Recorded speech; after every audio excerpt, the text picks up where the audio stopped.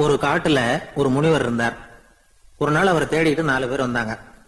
சுவாமி, எங்களுக்கு ரொம்ப நாளா ஒரு சந்தேகம்னாங்க. என்னன்னு கேட்டார். இந்த உலகத்துல எவ்வளவோ காரியங்கள் நடக்குது, எது நியாயம் எது அநியாயம் அப்படின்னு புரிஞ்சுக்க முடியலன்னாங்க. அது யாராலையும் புரிஞ்சுக்க முடியாதுன்னார் முனிவர். வந்தவங்களுக்கு ஆச்சரியமா போச்சு, ஒரு மாதிரியா பார்த்தாங்க. இதை முனிவர் கவனிச்சார்.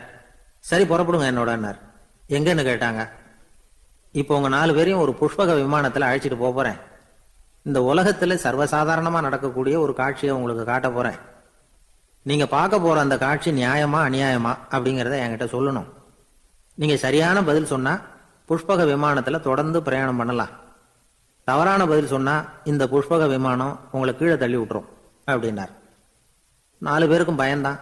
இருந்தாலும் முனிவர் கூப்பிடுறாரு அப்படின்னு சொல்லி புறப்பட்டாங்க.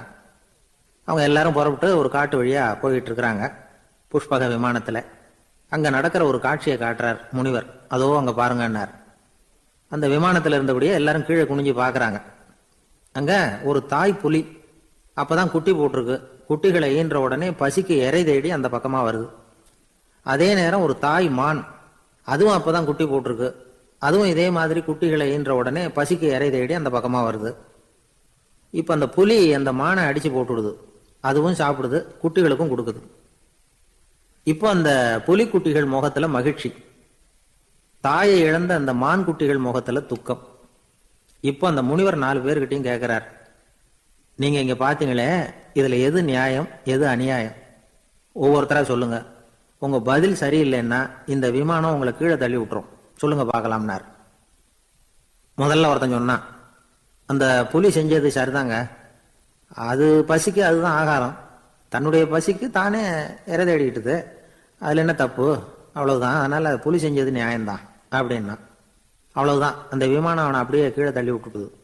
அதனால அவன் கொடுத்த பதில் சரியில்லை அப்படிங்கிறது புரிஞ்சு போச்சு. இப்ப 2வது ஆள் சொன்னான், புலி செஞ்சது பாவம், அந்த தாய்மான் என்ன தப்பு பண்ணிச்சு? இப்ப அந்த குட்டிகளுக்கு யாரு ஆதரவு? அதனால புலி செஞ்சது அநியாயம் அப்படின்னா. அவ்வளவுதான், அவனையும் கீழே தள்ளி விட்டுடுது அந்த விமானம். இந்த பதிலும் சரியில்லை அப்படின்னு ஆயிட்டுது. இப்போ 3வது ஆள் வந்தான். முதல்ல 2 பேர் கீழே விழுந்ததை பார்த்துக்கிட்டு இருந்தான். அதனால அவன் சொன்னான், ரெண்டுமே நியாயம்தாங்க. புலி இறை தேடினதும் இயற்கை, அதுக்கு மான் இறையானதும் இயற்கை. அதனால இதுல ஒன்றும் தப்பு இல்லைன்னா. அவ்வளவுதான், அவனையும் அந்த விமானம் கீழே பிடிச்சி தள்ளி விட்டுது. இப்ப 4வது ஆள் வந்தான். முனிவர் கேட்டார், நீயாவது சொல்லுப்பா, இந்த செயல்ல எது நியாயம்னார். அவன் தெளிவா பதில் சொன்னான். அதாவது என்ன சொன்னான்னா, எனக்கு தெரியல அப்படின்னா. அவனை விமானம் கீழே தள்ளல, சௌரியமா அழைச்சிட்டு போட்டுது.